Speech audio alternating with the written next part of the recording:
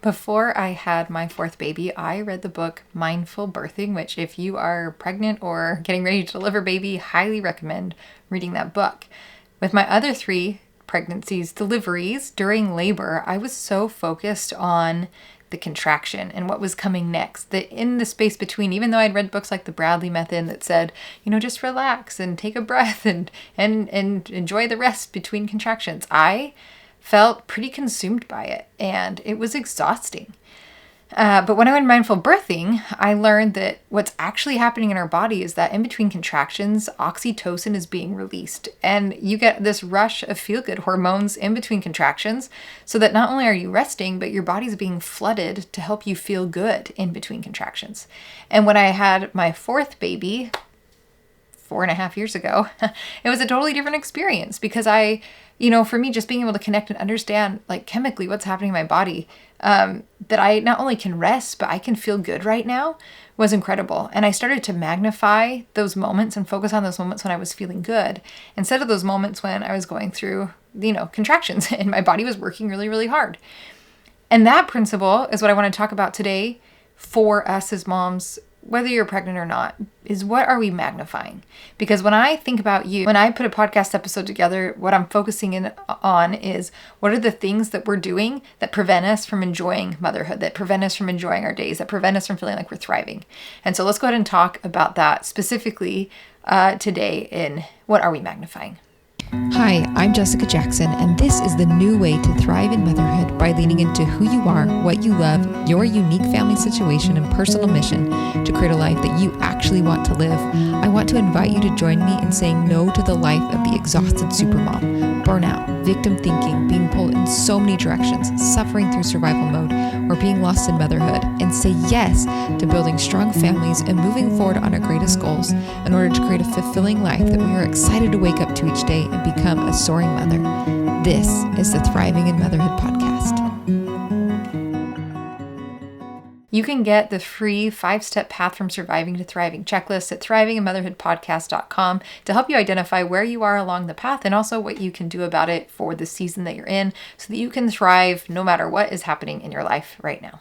This idea of what are we magnifying? So in labor, we can magnify the moment that we're feeling good, or we can magnify the moment that we're feeling bad. In life, pick a season, right? Toddlers, you can focus on and magnify the time when they're doing those cute things and they're learning and developing like new skills and starting to talk to you and they're so cute. Or you can magnify in your brain when it's so frustrating because they are doing what they want and they're making messes and they're not listening to you and they're rolling around on the floor in frustration and they can't communicate what they want to tell you.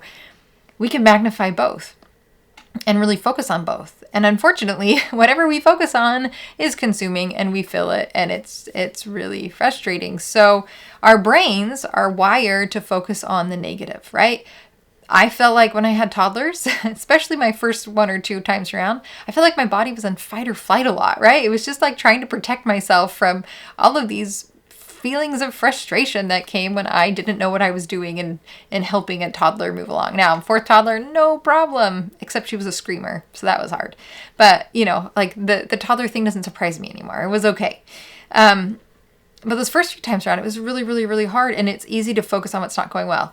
Or as my kids get older and we start having some bigger conversations on problems, and they are talking and communicating back to me, and we have some disagreements about things. It can be consuming. It can be so easy to magnify those moments with my kids that didn't go well, where I'm frustrated with them, where things aren't going right, and completely minimize and miss those moments where things are good, where we are laughing together, where we had this great discussion about a book, where we were able to enjoy a walk together. But I know that it's easy for me to not only magnify the negative, but carry those feelings around and let it seep into my relationship and therefore ruin the enjoyment that I could possibly be having with my kids, even though like they've moved on, the moment has passed, it's okay. If you're in a season of like pregnancy or morning sickness, it can be so easy to magnify the times that you feel miserable. I had 4 really, really hard pregnancies. I know what it's like to magnify those times being miserable. But as I went back and reflected, I also realized, well, during those times, I was also able to make a lot of things. We made progress organizing some spaces in their home. And so it just cracked something in my brain wondering like, was it as bad as I remembered it? I think in some ways, yes, it totally was. I was in the hospital. Like I did throw up a lot. But at the other time, I had to remind, like, because of some of the fruits, there were things that I did do during that time that made me think, maybe it wasn't as horrible as I thought every minute of every day. Maybe there were some good moments. And learning to go magnify those good moments instead of focusing on the ones that were miserable and really, really hard. So I don't know what circumstance you're in right now in your life. I mean, we're in December. Things are, holiday season. Hopefully it's good levels of busy and enjoyable and not overwhelming and running you ragged levels of busy with holidays. I think that there's a fine line to walk as moms that we can enjoy and not go too far. But whatever it is, whether it's whether it's a hard pregnancy, whether it's newborn or a toddler phase, whether it's a teenager phase, whether it's waiting for a new job, like if you guys are unemployed, or whether it's a challenge in your marriage, or whether it's golly, I don't know, pick any hard circumstance that you could possibly be going through right now, money challenges, whatever your hard thing is right now, because you probably have one, because that's how we learn and grow. What are you magnifying? Where is your focus going? It's true. There's going to be good. There's going to be ugly. There's going to be hard. There's going to be sweet in any circumstance that you're in.